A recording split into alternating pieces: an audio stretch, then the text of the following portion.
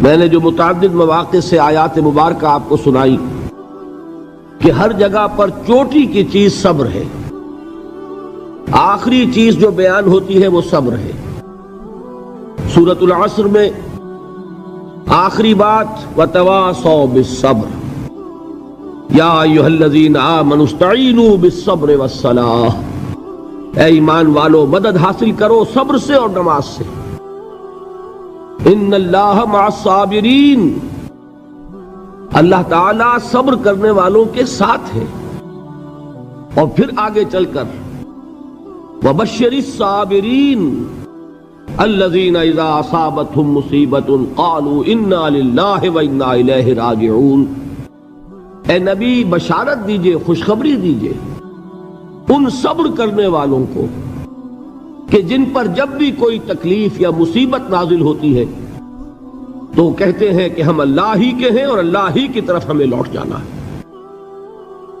صبر کا مفہوم ہے اپنے آپ کو تھامنا، روکنا، برداشت کرنا، تحمل کرنا، اور جو بھی اپنا ایک طے شدہ مقصد ہے کسی بھی مخالفت سے بددل ہوئے بغیر، کسی بھی تکلیف یا مصیبت سے ہراساں ہوئے بغیر اس کی طرف پیش قدمی کیے چلے جانا۔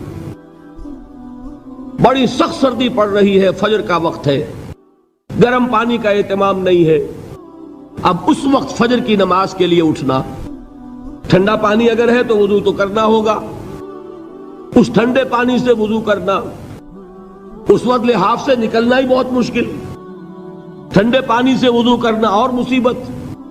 یہ جب تک انسان میں صبر کا مادہ نہ ہوگا ممکن ہی نہیں۔ اس کو کہیں گے صبر علی الطاعہ، اطاعت پر صبر کرنا۔ ناگواری محسوس ہو رہی ہے لیکن اس ناگواری کو برداشت کرتے ہوئے انسان اللہ کے حکم کے اوپر جمع رہے، اللہ کے حکم پر عمل کرے۔ یہ کیا ہے؟ یہ صبر ہے۔ اگر یہ صبر نہیں ہے تو ظاہر بات ہے کہ انسان اللہ کے اس حکم پر عمل نہیں کر سکے گا۔ صبر کا مادہ نہیں ہوگا تو آپ کام نہیں کر سکیں گے۔ اور اسی کا ایک دوسرا رخ ہے، جب آپ دعوت حق کے لیے کھڑے ہوں گے پہلا قدم کیا آتا ہے؟ استہزاء، تمسخر، مذاق اڑانا، جس کی میں مثال اب دینا چاہتا ہوں محمد الرسول اللہ صلی اللہ علیہ وسلم کی شخصیت سے۔ دیکھیے ہم کیا اور ہماری بساط کیا، ہم کیا مبلغ ہوں گے، کیا داعی ہوں گے، ہمارے اپنے دامن پر داغ ہوتے ہیں، لیکن یہ کہ محمد الرسول اللہ کے دامن پر کوئی داغ تھا؟ ان کو تو سارے مکے والے الصادق الامین کہتے تھے، نہایت محبوب شخصیت تھے، ان کے لیے تو جا صادق جا الامین یہ الفاظ سننے میں آتے تھے، آنکھوں کا تارا۔ لیکن جب آپ نے دعوت اب شروع کی، اب قرآن مجید میں دیکھیے کسی نے کہا مجنون ہو گئے، دماغ خراب ہو گیا، پاگل ہو گئے، اجی شاعر ہیں، کچھ شعر جوڑ لیتے ہیں ہم پر دھوس جماتے ہیں۔ کسی نے کہا ساحر ہیں، کچھ جادو سیکھ لیا ہے، یہاں تک کہ ایسے بدبخت بھی پیدا ہوئے، قرآن میں ہے ساحر کذاب، سحر کرنے والا جادوگر نہایت جھوٹا۔ یہ الفاظ کہے جا رہے ہیں کس کی شان میں؟ محمد الرسول اللہ صلی اللہ علیہ وسلم۔ قرآن میں نقل کیا گیا یا ایھا الذی نزل علیہ الذکر انک لمجنون۔ کبھی آپ نے اس کا ترجمہ سوچا؟ ہے وہ شخص، دیکھیے تصور کیجئے حضور جا رہے ہیں، تشریف لے جا رہے ہیں، کسی دعوت میں ہے، تبلیغ میں، یا ویسے ہی تشریف لے جا رہے ہیں، اور کوئی ایک جمگھٹا ہے لوگوں کا، ادھر سے فقرہ آتا ہے، تیر کی طرح لگتا ہے دل میں جا کر محمد کے صلی اللہ علیہ وسلم۔ اے وہ شخص جس کا یہ خیال ہے کہ اس پر کوئی ذکر نازل ہو رہا ہے، ہمارے خیال میں تو تمہارا دماغ خراب ہو گیا ہے۔ یا ایھا الذی نزل علیہ الذکر انک لمجنون، کہا کہ نہیں کہا؟ اور یہ نہ سمجھیے کہ حضور صلی اللہ علیہ وسلم کے قلب مبارک کو تکلیف نہیں ہوتی تھی۔ میں قرآن سے ثابت کروں گا، میں کہیں کوئی کہانیاں بیان نہیں کرنا چاہتا۔ قرآن نے کہا ہے وَلَقَدْ نَعْلَمُ انک یضیق صدرک بما یقولون، اے نبی ہمیں خوب معلوم ہے صلی اللہ علیہ وسلم کہ جو کچھ یہ لوگ کہہ رہے ہیں اس سے آپ کا سینہ بھجتا ہے، یہ جو گھٹن ہوتی ہے، صدمہ ہوتا ہے۔ انک یضیق صدرک بما یقولون، ہمیں خوب معلوم ہے کہ جو کچھ یہ باتیں آپ کو سننی پڑ رہی ہیں، یہ کڑوی کسیلی باتیں، یہ جو فقرے چست ہو رہے ہیں، استہزاء ہو رہا ہے، تمسخر ہو رہا ہے۔ سورہ حجر میں ہے، ایک جگہ کھڑے ہوئے لوگ قرآن کا مذاق اڑا رہے ہیں، بھائی فلاں آیت تم لے جانا، فلاں آیت میری ہوگی، اس کے ٹکڑے کر رہے ہیں، اس کے ٹکڑے حصے بکھرے کر کے قیمہ بنا کر ان آیات کا تمسخر اڑا رہے ہیں۔ ایک جگہ قرآن مجید میں مذکور ہے کہ فرشتوں کا مذاق اڑ رہا ہے، بھائی یہ دیکھو محمد نے کہا ہے صلی اللہ علیہ وسلم کہ جہنم پر تو کل 19 فرشتے ہیں، علیہا 19 قرآن میں آیت نازل ہوئی۔ ایک پہلوان کہتا بھائی 10 کو تو میں سنبھال لوں گا، باقی 9 کا تم انتظار کر لو۔ یہ باتیں آ رہی ہیں حضور کے کانوں میں، کلام الہی کے ساتھ کیا سلوک ہو رہا ہے، مجھ پر کیا فقرے چست کیے جا رہے ہیں، مجھ پر جس طریقے سے استہزاء اور تمسخر کا رویہ اختیار کیا گیا ہے، دل بھج رہا ہے، دل میں صدمہ ہے۔ دیکھیے سورہ نون ہے، اور میرے نزدیک یہ دوسری وحی ہے جو حضور پر نازل ہوئی ہے، اس کی ابتدائی آیات، نون والقلم وما یسطرون ما انت بنعمت ربک بمجنون وان لک لاجرا غیر ممنون وانک لعلی خلق عظیم فستبصر ویبصرون بأیکم المفتون ان ربک هو یعلم بمن ضل عن سبیلہ وهو اعلم بالمہتدین۔ نون، قسم ہے قلم کی اور جو کچھ یہ لکھتے ہیں۔ اے نبی آپ اپنے رب کی نعمت سے مجنون نہیں ہیں۔ یہ کیوں کہا جا رہا ہے؟ حضور کو جو صدمہ پہنچا ہے وہی نازل ہوئی ہے دل جوئی کے لیے، تسلی کے لیے۔ آپ کیوں برا منا رہے ہیں؟ اے نبی آپ کیوں صدمہ اور رنج اور اندوہ محسوس کر رہے ہیں؟ ان بدبختوں کے کہنے سے کوئی آپ مجنون ہو جائیں گے؟ مانتا بے نعمت ربک بمجنون وَإِنَّ لَكَ لَأَجْرًا غَيْرَ مَمْنُونَ، آپ کو جو یہ صبر کرنا پڑ رہا ہے، آپ کو جو یہ جھیلنا پڑ رہا ہے، اس کی وجہ سے آپ کو وہ اجر ملے گا جس کا سلسلہ کبھی منقطع نہیں ہوگا۔ وَإِنَّكَ لَعَلَىٰ خُلُقٍ عَظِيمٍ، اور اے نبی آپ تو خلق عظیم کے حامل ہیں۔ آپ کا اخلاق، آپ کا کردار، آپ کی سیرت، آپ کی شخصیت میں طہارت، نفاست، پاکیزگی، آج تک دنیا نے کوئی پاگل، کوئی مجنون ایسا بھی دیکھا؟ یہ ساری باتیں اللہ تعالیٰ حضور کی دلجوئی کے لیے فرما رہے ہیں۔ اس سے آپ اندازہ کیجئے کہ کتنا صدمہ ہوتا ہوگا۔ یہی ہے، اس ساری چیز کو جمع کیجئے تو یہ چیز کیا ہے؟ وَاصْبِرْ عَلَىٰ مَا يَقُولُونَ وَاهْجُرْهُمْ هَجْرًا جَمِيلًا، صبر کرو اے نبی، صبر کرو اے محمد صلی اللہ علیہ وسلم، جھیلو اور برداشت کرو اس پر جو یہ کہہ رہے ہیں۔ یریدون لیطفئوا نور اللہ بافواہہم، یہ چاہتے ہیں کہ اللہ کے نور کو اپنے منہ سے بجھا دیں، پھونکے مار کے ہی بس۔ نور خدا ہے کفر کی حرکت پہ خندہ زن، پھونکوں سے یہ چراغ بجھایا نہ جائے گا۔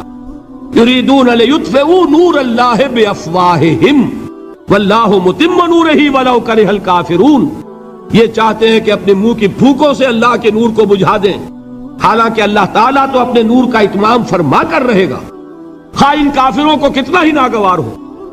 اس کی ترجمانی ہے نور خدا ہے کفر کی حرکت پہ خندہ زن، پھونکوں سے یہ چراغ بجھایا نہ جائے گا۔ یہی وجہ دیکھیے مکی صورتوں میں خود نبی اکرم صلی اللہ علیہ وسلم کو اتنے مختلف پیرایوں میں صبر کا حکم دیا گیا۔ کچھ مثالیں میں دے چکا ہوں، وَلِرَبِّكَ فَاصْبِرْ، اسی طریقے سے وَاصْبِرْ كَمَا صَبَرَ أُولُو الْعَزْمِ مِنَ الرُّسُلِ، اے نبی صبر کیجئے جیسے کہ صبر کیا ہمارے اولو العزم رسولوں نے۔ وَاصْبِرْ وَمَا صَبْرُكَ إِلَّا بِاللَّهِ، اے نبی صبر کیجئے اور آپ کا صبر تو اللہ ہی کے سہارے ہے۔ وَاصْبِرْ لِحُکْمِ رَبِّكَ، یہ سورہ نون جس کی ابتدائی آیات میں نے آپ کو سنائی، نون والقلم وما یسطرون ما انت بنعمت ربک بمجنون، اس کا اختتام کیا ہوتا ہے؟ وَاصْبِرْ لِحُکْمِ رَبِّكَ وَلَا تَكُنْ كَصَاحِبِ الْحُوتِ اِذْ نَادَىٰ وَهُوَ مَكْظُومٌ، اے نبی صبر کیجئے اپنے رب کے فیصلے کا، انتظار کیجئے اور اس مچھلی والے کے مانند نہ ہو جائیے۔ مچھلی والا کون؟ حضرت یونس علیہ السلام۔ مچھلی والے نے اپنے دینی حمیت اور غیرت جو تھی اس کی وجہ سے اللہ کے حکم کا انتظار نہیں کیا، اپنی قوم کو چھوڑ کر چل دی۔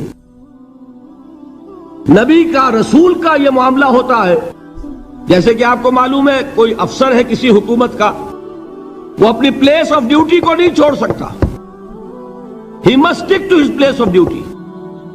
بڑے افسرز کے لیے تو یہ بہت بہت اہم بات ہے۔ تو اے رسول، جہاں آپ کو ہم نے تعینات کیا ہے آپ وہاں سے ہل نہیں سکتے کہ ذرا مخالفت ہوئی، لوگوں نے فقرے چست کیے اور آپ کہیں اور چل دیے، دفع ہوئیے، یہ بات نہیں سننا چاہتے، میں کسی اور کو سناؤں گا، ہو سکتا ہے نا؟ ہم تو کرتے ہیں نا یہ، اس لیے کہ ہمیں تو اللہ نے کہیں تعینات تو نہیں کیا نا۔ اگر ایک جگہ کے لوگ بات نہیں سنتے، چلو بھائی ہم کہیں اور جائیں گے، وہاں بات سنائیں گے۔ لیکن رسول کا معاملہ ہوتا ہے جو اس کی پلیس آف اپوائنٹمنٹ ہے، he cannot leave his place without the express permission of Allah subhanahu wa ta'ala۔ آپ نے یہ سنا ہوگا، سیرت کی تقاریر میں پڑھا ہوگا کہ مدینے کی طرف ہجرت کی اجازت حضور نے تمام صحابہ کو دے دی، خود منتظر رہے جب تک کہ اللہ کی طرف سے اجازت نہیں آ گئی۔ حضرت ابوبکر پوچھتے رہتے تھے حضور اجازت آ گئی کہ نہیں؟ نہیں ابھی نہیں آئی۔ حضور اذن آ گیا؟ نہیں آیا، ابھی نہیں آیا۔ حبشہ کی طرف سب کو بھیج دیا، اجازت دے دی جو جانا چاہے چلا جائے۔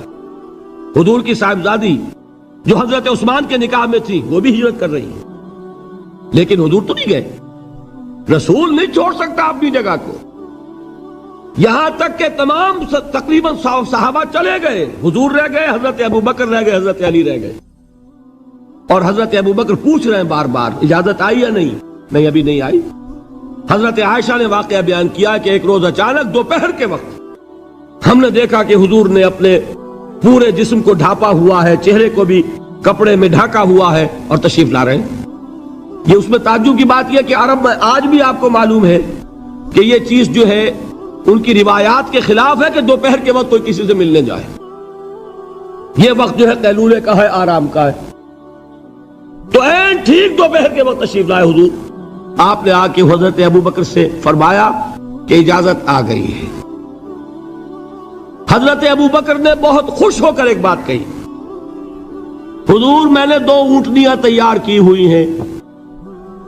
یعنی اب آپ وہ تو سوچتے تھے نا شاباش ملے گی کہ میں نے تیاری کی ہوئی ہے، میں نے 2 اونٹنیوں کو خوب کھلا پلا کے فربا کیا ہوا ہے، بڑی توانا ہے تاکہ ہم تیزی کے ساتھ سفر کر سکیں۔ حضور نے توقف کیا، فرمایا ہاں ٹھیک ہے، 1 اونٹنی میں استعمال کروں گا لیکن میں اس کی قیمت ادا کروں گا۔ حضرت ابوبکر کی آنکھوں میں آنسو آ گئے، روتے ہوئے کہا حضور مجھ سے یہ مغایرت، کیا یہ جان اور مال کسی اور کے لیے ہے؟ آپ مجھ سے بھی کہہ رہے ہیں میری اونٹنی جو ہے وہ بھی بلا معاوضہ آپ قبول نہیں فرما رہے۔ یہ ہے محمد الرسول اللہ کی غیرت اور حمیت کا معاملہ۔ اب دیکھیے ایک بات عجیب ہے، یہ ربط اپنے ذہن میں رکھیے، اللہ تو صبر کی تلقین کر رہا ہے اپنے رسول کو، اور رسول یہی تلقین کر رہے ہیں اپنے صحابہ کو، صبر کرو، جھیلو، برداشت کرو، ہاتھ مت اٹھانا، کوئی جوابی کارروائی نہیں ہوگی، بلکہ اپنے اوپر جھیلو جو کچھ جھیلنا ہے، ڈٹے رہو، پیچھے مت ہٹنا، یہ صبر ہے، لیکن ہاتھ اٹھانے کی اجازت نہیں۔ چنانچہ اب ذرا چشم تصور سے دیکھیے، ابو جہل اس نے جو بدترین روش اختیار کی، وہ ایک خاندان تھا حضرت یاسر، ان کی اہلیہ حضرت سمیہ اور ان کے فرزند حضرت عمار رضی اللہ تعالی عنہم۔ یہ غلام نہیں تھے، حضرت سمیہ تو کنیز تھیں لیکن یاسر غلام نہیں تھے۔ ان کی کہانی یہ ہے، واقعہ یہ ہے کہ یہ بہت نیک آدمی تھے یاسر، یمن کے باشندے، انہیں کو خواب میں بشارت ہوئی کہ نبی کا ظہور ہونے والا ہے مکے میں، جاؤ شاید ان کے قدموں تک پہنچ جاؤ۔ یہ یمن سے ترک وطن کر کے مکے آ گئے۔ ابو جہل کا ایک چچا تھا، بہت شریف النفس انسان، اس کے ساتھ معاہدہ کیا حلیف بن کر، اور وہ مکے میں رہنے لگے۔ اس لیے کہ یہ نوٹ کر لیجئے، مکہ اس وقت ایک قبیلے کا شہر تھا، صرف قریش۔ یا قرشی رہ سکتا تھا وہاں، یا قرشی کا حلیف، کہ اگر تو کسی قرشی نے آپ کو امان دی ہوئی ہے تو آپ رہ سکتے ہیں مکے میں، ورنہ نہیں۔ یا تیسرے قرشی کا غلام، غلام تو ملکیت ہی ہے اس کی، جیسے بھیڑ بکری ہے کسی قرشی کی، اسی طرح اس کے غلام ہے۔ یہ تین کیٹیگریز تھی انسانوں کی مکے میں۔ اسی کو نوٹ کیجئے کہ جو بیچارے غلام تھے وہ سب سے زیادہ ستائے گئے، اس لیے کہ غلاموں کے تو حقوق ہی کوئی نہیں تھے۔ بلال غلام تھے، ابو فقی غلام تھے، زنیرہ ایک کنیز تھی، ان کو جو ماریں پڑی ہیں اس کا آپ کو معلوم ہے۔ حضرت بلال کے ساتھ جو کچھ امیہ ابن خلف نے کیا، کہ جس طریقے سے کہ حیوانوں کی لاشیں جو ہے کھینچ کر گھسیٹ کر لے جائی جاتی ہیں، ان کی گردن میں رسی ڈال کر گھسیٹتے، اسی طریقے سے حضرت بلال کے گردن میں رسی ڈال کر ٹھیک دوپہر کے وقت مکے کی سنگلاخ گلیوں کے اندر گھسیٹا جاتا تھا۔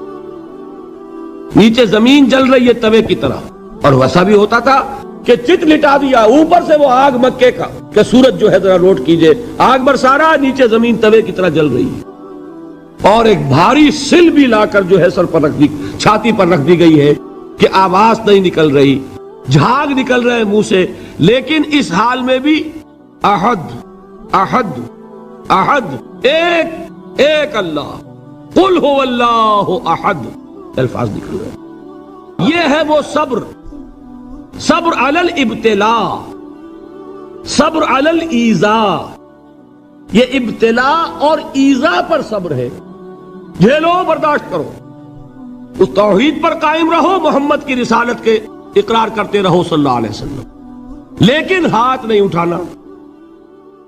اب میں آپ کو بتا رہا تھا یہ تو غلام تھے، یہ جو تھے یاسر یہ حلیف تھے، غلام تو نہیں تھے نا۔ البتہ وہ ابو جہل کے چچا کی کنیز تھی یہ سمیہ، انہوں نے اجازت لے کر ان سے نکاح کر لیا، یہ تو کنیز رہیں گی۔ بیٹا جو ہوا وہ بھی ایک طرح سے جب کنیز زیادہ ہے تو غلام ہو گیا، عمار ابن یاسر۔ وہ جو شخص تھا بہت شریف النفس ابو جہل کا چچا، وہ مر گیا، اب ابو جہل جو ہے اس خاندان کا سربراہ ہے، لہذا یہ تینوں جو افراد ہیں وہ اس کے رحم و کرم پر ہیں۔ یاسر کو بھی پروٹیکشن اگر ہے تو ابو جہل کی ہے، ابو جہل جو چاہے کرے، اور سمیہ تو کنیز ہے ہی، اس کا تو کوئی حق ہے ہی نہیں، جو چاہے کرے، اور عمار ان دونوں کا بیٹا ہے، لہذا بدترین معاملہ کیا ابو جہل نے ان تین افراد کے ساتھ۔ حضرت سمیہ کے ساتھ جو کچھ کیا گیا ہے آپ اس کا تصور نہیں کر سکتے۔ بالآخر جو شہید کیا ہے حضرت سمیہ کو، ایذائیں دے دے کے، سسکا سسکا کے، ان کے جسم کے نازک حصوں کو جلا کے، داغ دے کر، کہتا کیا تھا، ایک دفعہ کہہ دو کہ میرا جو یہ بت ہے یہ بھی الہ ہے، مان لو میں چھوڑ دوں گا۔ تنگ آ گیا، کسی طریقے سے ایک دفعہ کہہ دو پھر میں چھوڑ دوں گا۔ لیکن یہ میاں بیوی حضرت یاسر اور حضرت سمیہ رضی اللہ تعالی عنہما، یہ ہے ثبات، یہ ہے صبر، یہ ہے استقلال، ایک مرتبہ بھی کہنے کے لیے تیار نہیں ہوئے، جو چاہو کر لو، اب ہم تو اس سے پیچھے نہیں ہٹیں گے۔ تنگ آ کر اس نے حضرت سمیہ کی تو شرمگاہ میں برچھا مارا ہے اور شہید کیا۔ حضرت یاسر کے بارے میں ایک روایت یہ ہے، ستا ستا کے، تنگ کر کر کے، آخر کار جو ختم کیا، انہیں شہید کیا کس طرح، 4 سانڈ اونٹ جوان، ان سے رسے باندھے، ایک رسے سے ایک بازو باندھا، دوسرے سے دوسرا بازو باندھا، تیسرے سے ایک ٹانگ باندھی، چوتھے سے دوسری ٹانگ باندھی، اور چاروں کو دوڑایا ہے کہ جسم کے پرخچے ہو گئے۔ اس وقت سامنے سے حضور گزرتے تھے جبکہ آل یاسر کے ساتھ یہ معاملہ ہو رہا ہے، کیا فرماتے تھے، اسبروا یا آل یاسر فإن موعدکم الجنہ، اے یاسر کے گھر والوں صبر کرو، جھیلو، اس لیے کہ تمہارے وعدے کی جگہ جنت ہے۔ اللہ تعالیٰ ادھر آنکھ بند ہوگی، ادھر جنت میں تمہارا داخلہ ہو جائے گا۔ یہ ہے تواصوا بالصبر والعصر ان الانسان لفی خسر۔ یہ تواصوا بالصبر پر کون عمل کر رہا ہے؟ محمد الرسول اللہ صلی اللہ علیہ وسلم۔ دے تو بھی محمد کی صداقت کی گواہی۔ یہ صداقت کی گواہی دیتے ہوئے انہوں نے اپنی جانیں دے دی۔ 4 سے لے کر 12 تک 8 برس، اس کو کہتے ہیں پرسیکیوشن، فزیکل پرسیکیوشن، تشدد، مار پیٹ، جلانا، دہتے ہوئے انگاروں پر لٹانا، فاقے رکھنا، بھوکے رکھنا، ان کو ڈال دی گئی زنجیریں، گھروں میں بند کر دیا گیا نوجوانوں کو۔ حضرت عثمان کو چچا نے ان کے ایک چٹائی کے اندر لپیٹا اور دھونی دے دی، دم گھٹ رہا ہے، جان نکل رہی ہے۔ حضرت مصعب بن عمیر رضی اللہ تعالی عنہ، وہ نوجوان 200 درہم کا جوڑا ان کا سل کر آتا تھا شام سے تیار ہو کر، لباس معطر ہوتا تھا، جدھر سے نکل گیا پوری گلی جو ہے وہ معطر ہو گئی، انگلیاں اٹھ رہی ہیں، وہ جا رہا ہے مصعب، یہ خوشبو اس کی ہے۔ اس مصعب کے ساتھ کیا سلوک کیا؟ باپ تو مر چکا تھا، ماں نے پالا تھا، دولت بہت چھوڑ کر گیا تھا باپ، لہذا ماں نے بڑے ناز و نام میں پالا، بڑے لاڈ پیار میں، 200 درہم کا جوڑا تیار ہو رہا ہے۔ لیکن یہ کہ آپ کو معلوم ہے عرب کے اس معاشرے میں عورت کی کوئی حیثیت نہیں تھی، ماں کا اختیار نہیں تھا، چچا تھا اب سربراہ خاندان کا۔ چچا نے کہا مصعب اگر تم نے اپنے باپ کا دین چھوڑ دیا ہے تو باپ کی دولت پر بھی تمہارا کوئی حق نہیں ہے، نکل جاؤ گھر سے۔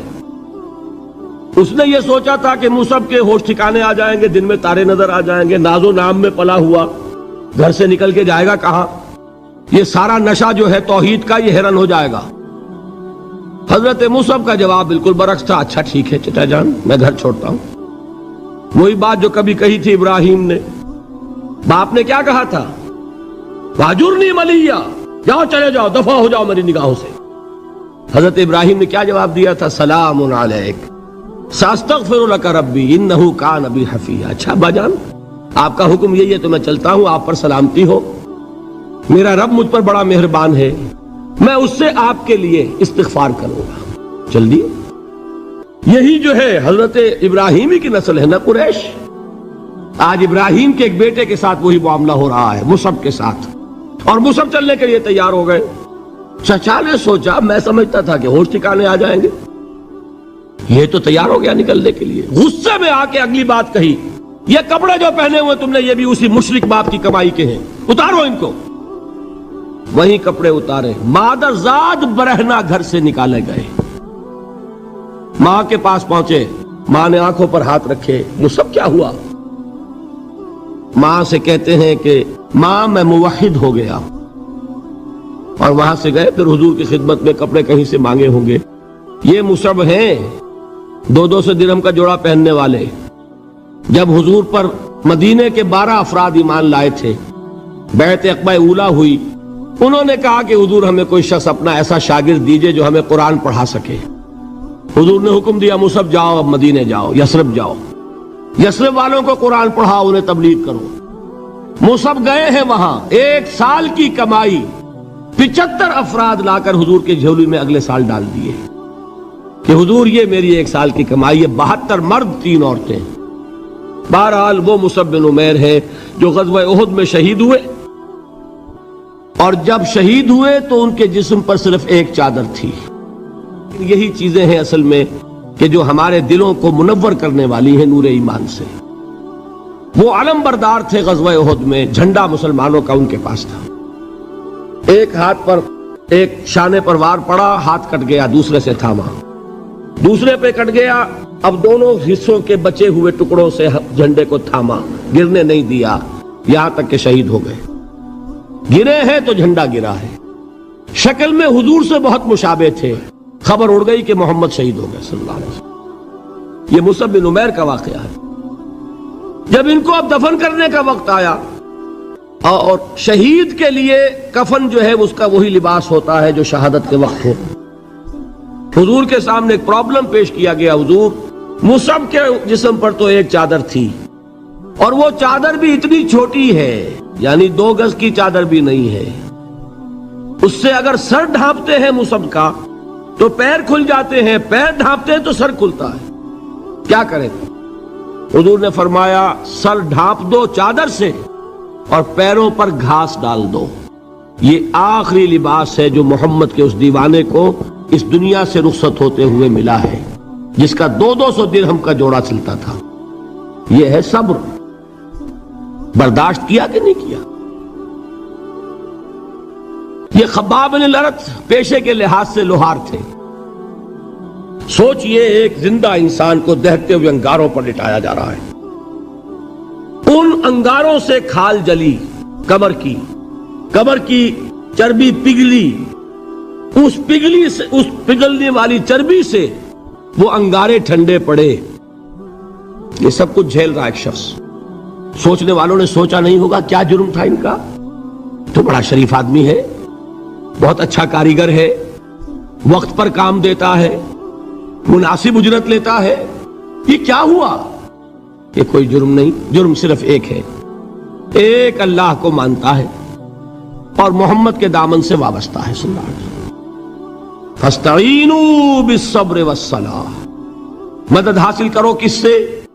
صبر سے اور نماز سے۔ ان اللہ مع الصابرین، جان لو کہ اللہ تعالیٰ صبر کرنے والوں کے ساتھ ہے۔ ولا تقولوا لمن يقتل في سبيل الله اموات، اور ہرگز نہ کہو اسے جو اللہ کی راہ میں قتل ہو جائے کہ وہ مردہ ہے۔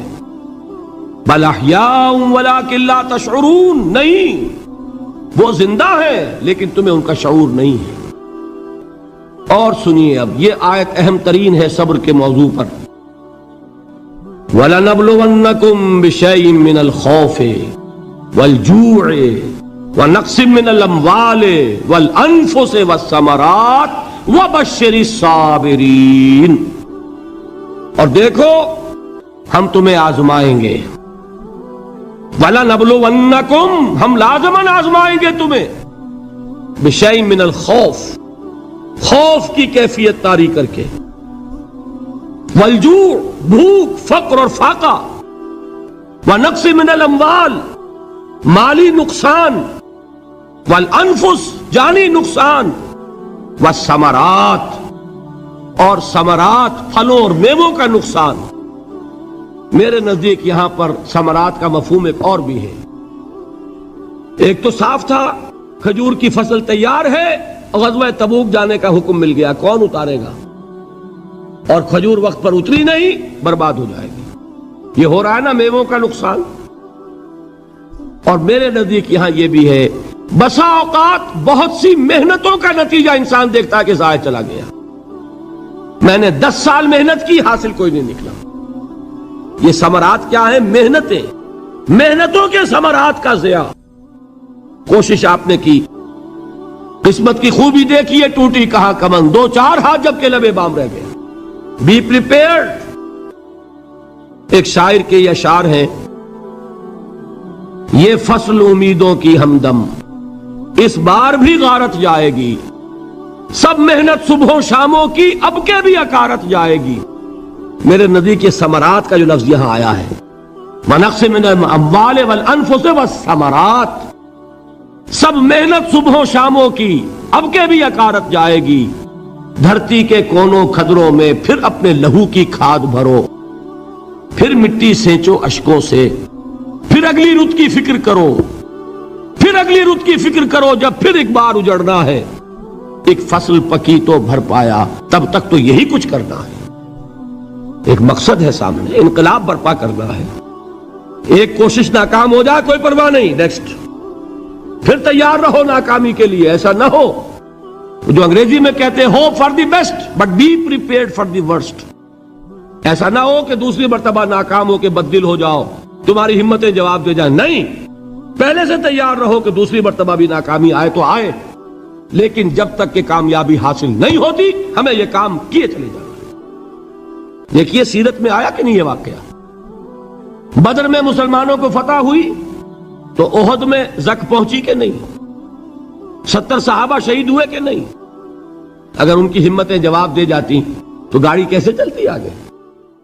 تو فرمایا وَلَنَبْلُوَنَّكُمْ بِشَيْءٍ مِّنَ الْخَوْفِ وَالْجُوعِ وَنَقْصٍ مِّنَ الْأَمْوَالِ وَالْأَنفُسِ وَالثَّمَرَاتِ، ہم تمہیں لازماً آزمائیں گے خوف کی کیفیت سے، فقر و فاقے کی کیفیت سے، بھوک سے، جان کے نقصان سے، مال کے نقصان سے، محنتوں کے حاصل کے ضائع ہو جانے سے۔ وَبَشِّرِ الصَّابِرِينَ، اور اے نبی بشارت دیجئے صبر کرنے والوں کو۔ الَّذِينَ إِذَا أَصَابَتْهُمْ مُصِيبَةٌ، وہ کہ جب ان پر کوئی تکلیف آئے، کوئی مصیبت آئے، کوئی آزمائش آئے، قَالُوا إِنَّا لِلَّهِ وَإِنَّا إِلَيْهِ رَاجِعُونَ، وہ یہ کہیں کہ ہم اللہ ہی کے ہیں، اللہ ہی کی طرف لوٹ جانا ہے۔ یہ وہی انداز ہے جو میں نے فارسی کا شعر سنایا تھا آپ کو کہ سرے تسلیم خم ہے جو مزاج یار میں آئے۔ وہ ہمارا مولا ہے، ہمارا آقا ہے، اگر اسے یہی منظور ہے تو ہمیں بھی یہی منظور ہے۔ میں نے تسلیم و رضا کی بات کی تھی نا، آپ کو کچھ شعر سنائے تھے، ایک شعر اور سنیے، اور یہ کس کا ہے؟ محمد علی جوہر کا۔ ایک مرتبہ جیل گئے، ان کی ایک بیٹی جوان بیمار ہوئی، فوت ہو گئی، باہر چھوڑا انگریز نے، جاؤ بھائی دفن کر دو بیٹی کو۔ دوسری مرتبہ جیل گئے، دوسری جوان بیٹی اسی مرض میں مبتلا ہوئی، اب یہ جیل میں ہے، خبر پہنچی کہ دوسری بیٹی کے اوپر بھی اسی مرض کا حملہ ہوا ہے۔ ایک نظم لکھی ہے جس کا آخری شعر یہ ہے، تیری صحت ہمیں منظور ہے لیکن اس کو نہیں منظور تو پھر ہم کو بھی منظور نہیں۔ یہ ہے، جب تک یہ کیفیت نہ ہو اس میدان میں آدمی ثابت قدم نہیں رہ سکتا کہ میرے رب کو اگر یہ منظور ہے تو یہی مجھے منظور ہے، اور تیری صحت ہمیں چاہیے تو ضرور، لیکن ہمارے رب کو منظور نہیں تو ہمیں بھی منظور۔ راضی برضائے رب۔ وَبَشِّرِ الصَّابِرِينَ الَّذِينَ إِذَا أَصَابَتْهُمْ مُصِيبَةٌ قَالُوا إِنَّا لِلَّهِ وَإِنَّا إِلَيْهِ رَاجِعُونَ، نہ شود نصیب دشمن کے شود ہلاک تیغت، سر دوستہ سلامت کے تو خنجر آزمائی۔ اولئک علیہم صلوات من ربہم ورحمہ، یہی ہے وہ لوگ جن پر ان کے رب کی طرف سے عنایتیں ہیں اور رحمتیں ہیں۔ وَأُولَئِكَ هُمُ الْمُهْتَدُونَ، اور یہی ہے وہ لوگ جو کامیاب ہونے والے ہیں، ہدایت پانے والے، ہدایت یافتہ۔ وَالصَّابِرِينَ فِي الْبَأْسَاءِ وَالضَّرَّاءِ وَحِينَ الْبَأْسِ، اور صبر کرنے والے، اصل نیکی ان کی ہے، جسمانی تکلیفوں میں صبر کرنے والے، فقر اور فاقے میں صبر کرنے والے، اور جنگ کے وقت صبر کرنے والے۔ اولئک الذین صدقوا واولئک هم المتقون، یہ ہے وہ لوگ جو صبر کرنے والے ہیں، یہ ہے جو سچے ہیں، جو اپنے دعوے میں نیکی کے اور ایمان کے صادق ہیں، اور یہی وہ لوگ ہیں جو متقی ہیں۔ اللہ تعالیٰ نے کیسے کیسے مسلمانوں سے کہا، مسلمانوں تمہیں زک پہنچی ہے تو انہیں بھی تو پہنچی تھی، ان کے 70 نہیں مارے گئے تھے بدر میں، ان کے حوصلے جو ہیں وہ تو پست نہیں ہوئے، وہ اگلے سال آ گئے تم پر چڑھائی کر کے، تم کیوں اتنا برا مان رہے ہو؟ تمہارے دل اتنے زخمی کیوں ہو گئے؟ تمہیں تکلیف پہنچتی ہے تو انہیں بھی پہنچتی ہے۔ اپنی غیرت جو ہے ہمیں ذرا اس کا جائزہ لینا چاہیے۔ لوگ باطل نظریات کے لیے کتنی قربانیاں دے رہے ہیں، لوگ باطل چیزوں کے فروغ کے لیے کتنی محنتیں کر رہے ہیں۔ جیسا کہ میں نے ابھی کہا تھا، اسی غیرت کو چیلنج کرنے کے لیے، ذرا آپ کی حمیت دینی کو جوش دلانے کے لیے، قادیانی نوجوان کتنی تعداد میں اپنے آپ کو دین کے لیے وقف کرتا ہے، اور آپ کتنے نوجوان ہیں جو اپنے آپ کو دین کے لیے وقف کر دیں، اور ہوں وہ کھاتے پیتے گھرانوں کے لوگ۔ یہ نہیں ہے کہ اگر کوئی اور کام نہیں کر سکتا تو پھر یہ ہے کہ وہ دین کے کام میں لگ جائے۔ باصلاحیت لوگ، کھاتے پیتے لوگ، ذہنی استعداد رکھنے والے لوگ، اونچے گھرانوں کے لوگ، وہ وقف کریں اپنے آپ کو دین کے لیے۔ اس کے بغیر کیسے باہر آ جائے گی، کیسے رونق آ جائے گی؟ تو دنیا میں باطل نظریات والے جو ہیں، یہ بات کہی گئی ہے، مسلمانوں تم اگر توحید کے لیے لڑ رہے ہو، دیکھتے نہیں ابو جہل کو، اس نے گردن کٹوائی ہے شرک کے لیے، شرک کے لیے گردن کٹوائے، اور تم توحید کے لیے گردن کٹوانے کو تیار نہ ہو۔ اس نے گردن کٹوائی کہ نہیں کٹوائی؟ اور کس طرح کٹوائی ہے؟ کیونکہ بڑا متکبر قسم کا، فرعون قسم کا شخص تھا، جب گردن کاٹنے لگے تو کہتا ہے ذرا نیچے سے کاٹنا، تاکہ جب تم نیزے کے اوپر چڑھاؤ میرے سر کو تو اونچا نظر آئے، معلوم ہو سردار کا سر ہے۔ وہ بدبخت مرتے ہوئے بھی جو اس کی کیفیت تھی نا، اس کو ذہن میں رکھیے۔ تو یہ اس لوگوں نے قربانیاں دی، جانیں دی، تو فرمایا اگر تم ان سے زیادہ قربانی نہیں دو گے، جو نوٹ کر لیجئے اس کو، مجرد اگر حق کو غالب کرنا اللہ کے ذمے ہو تو آنے واحد میں غالب کر دے گا، تمہیں تکلیف ہی دینے کی ضرورت نہیں۔ سمجھ رہے؟ کیا اللہ کے مقابلے میں کوئی باطل کی طاقت ٹھہر سکتی ہے؟ یہ تمہارے ایمان کا امتحان ہے، یہ تمہارے خلوص کی آزمائش ہے، یہ تمہارے امتحان کا ثبوت درکار ہے کہ اللہ تعالیٰ دیکھنا چاہتا ہے تم اس کے لیے اپنی جانیں قربان کرنے کو تیار ہو کہ نہیں، تم اس کے لیے تن من دھن لگانے کو تیار ہو کہ نہیں۔ اور یہ جان لو کہ اگر کفار اور مشرکین اور ملحدین اور باطل نظریات والے وہ جو کچھ قربانیاں اپنے باطل نظریات کے لیے دے رہے ہیں، ان سے زیادہ اگر تم نہیں دو گے تو حق غالب نہیں ہوگا۔ انہوں نے جو صبر کیا ہے اپنے باطل نظریات پر، اگر تم اس سے زیادہ صبر کا ثبوت نہیں دو گے اپنے اس حق پر تو حق غالب نہیں ہوگا۔ اس لیے فرمایا یا ایھا الذین آمنوا اصبروا وصابروا، نہ صرف یہ کہ صبر کرو بلکہ صبر میں اپنے دشمنوں سے آگے نکلو، ان کے صبر سے بڑھ کر صبر کرو۔ ورابطوا، مرابطہ کہتے ہیں چوکس رہنا، ہوشیار، پہرا دو، ایسا نہ ہو کہ دشمن جو ہے غفلت میں تمہارے اوپر کوئی حملہ جو ہے کر بیٹھے۔ واتقوا اللہ، اور اللہ کا تقوی اختیار کرو، لعلکم تفلحون، تاکہ تم فلاح پاؤ۔ یہ ہے حضرات تواصوا بالصبر۔ میں نے عرض کیا تھا ہر جگہ پر آپ کو چوٹی کی بات صبر ملے گا۔ آیت الکرسی، آیت البر جو میں نے آپ کو سنائی آخر میں، والصابرین فی الباساء والضراء وحین الباس، حامیم السجدہ، وما یلقاها الا الذین صبروا وما یلقاها الا ذو حظ عظیم۔